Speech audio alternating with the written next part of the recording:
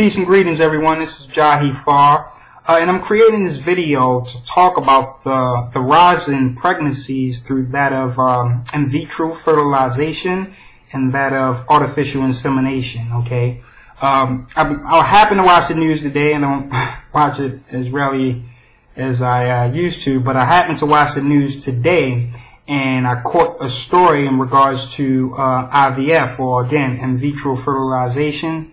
And that is pretty much the process of taking a woman's ovary or ovum, and not an ovary, but one of her eggs or oocytes, and then impregnating that egg with that of the male sperm inside of a test tube. Okay, so meaning that the woman wasn't able to have her egg fertilized in her uterus, so she had to do it outside of her body. Okay, so that's pretty much the process. But in reading this article and hearing that news story, I just got to thinking that we are, it seems, us as a human race, people in general, are just coming or going away from nature so much that something as easy as having children is becoming difficult. Okay, something as easy again as a man and a woman coming together and making love to procreate and bring forth life is becoming difficult. And again, we have to attribute that back to, our living conditions, the stress that's out here, the exhaust, the impurities in the air, and so forth and so on. But I believe that it's important for us to continue to always go back to nature and study nature to the point where as though it's we don't forget, even though all of these new advances in technology and new advances in science comes out to help us to do things. It should be it shouldn't be seen as the rule. It should be seen as an occasional thing that should be there to assist us, but not definitely something that happens in every regard. So in regards to having babies, we should look at the sickness of the male and the woman, and what can we do to heal their body first and foremost before we go to the extremes of artificial insemination or developing babies in a test tube. I think that's a tad bit far. Okay, so my goal in this video is to give out 4 basic ways that a couple could use to help them to procreate, to help them to bring forth a beautiful life into this world. Okay, just 4 basic things that they can do that will guarantee them that their reproductive organs will be more healthy and more in tune with nature, so that they can procreate and bring a life forth. Okay, so the first thing that a couple should do, and when I'm stating couple, I'm not just talking about the women. I want to specify that these scientific experiments that are happening with women is not just the woman's fault, it's that of the man too, because of weak sperm, artificial insemination has to happen. And then also fertilization of eggs means that the male sperm could not penetrate the oocyte or the egg. Okay, so it's very important not to just look at the woman and have the woman better herself, but the male has to do some he has to do some work on himself too. So it's a balance there. So the 4 rules should be for both the male and female, and not just the female. Okay, so the first rule again is that of meditation and prayer.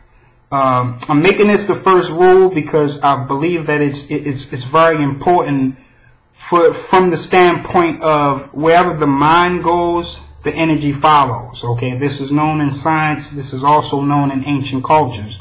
Wherever you focus your mind, the energy of the body will follow. So by meditating consistently, you'll be able to focus more when in the act of procreating or having sexual intercourse with your partner. So if you're focusing on procreating and having a baby and bringing forth a baby into this world, in addition to receiving pleasure, then your energy will be more focused towards that as well. Okay, so very important.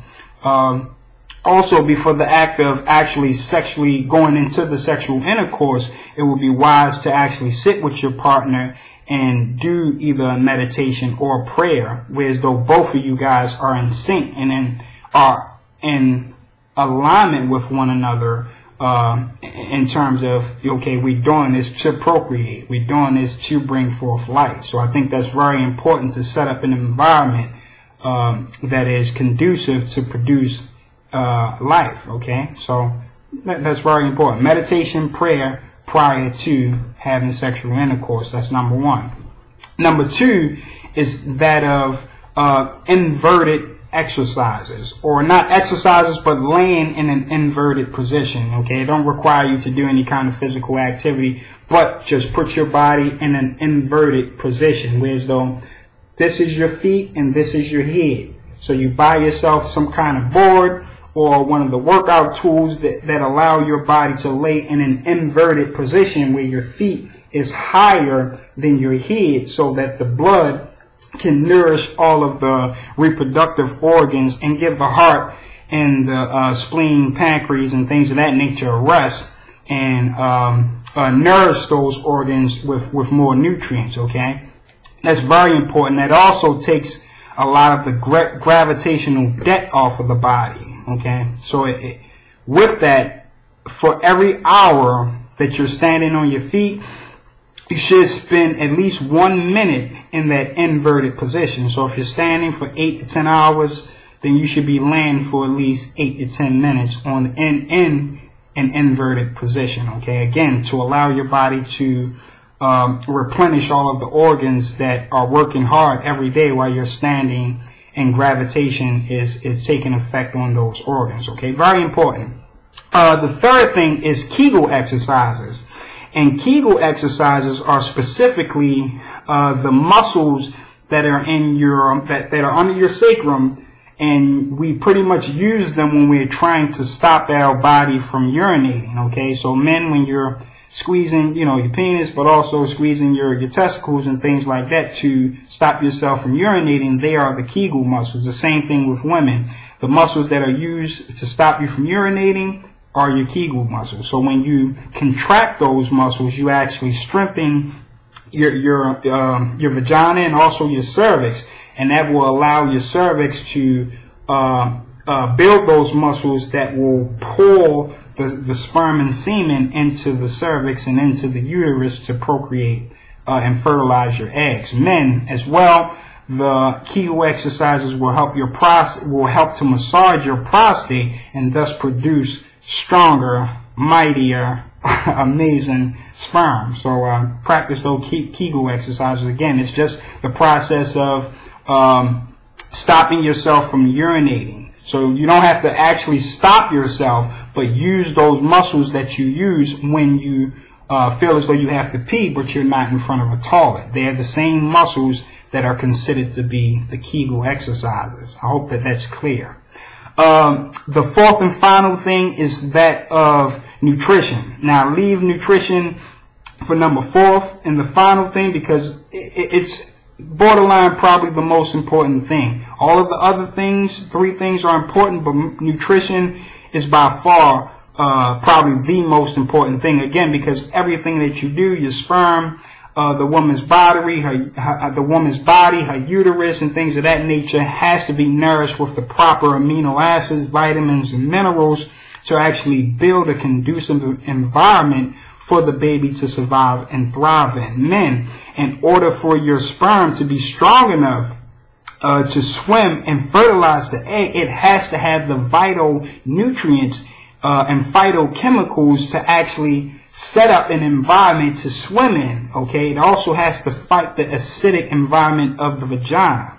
So in a nutshell, just eat better, eat live foods, eat fruits, vegetables, drink more water, eat pumpkin seeds raw, not the cooked ones, not the salted ones. Okay, before procreation with your wife and husband, no smoking, no drinking, no eating fried foods. Okay, 2 to 3 days prior to procreation.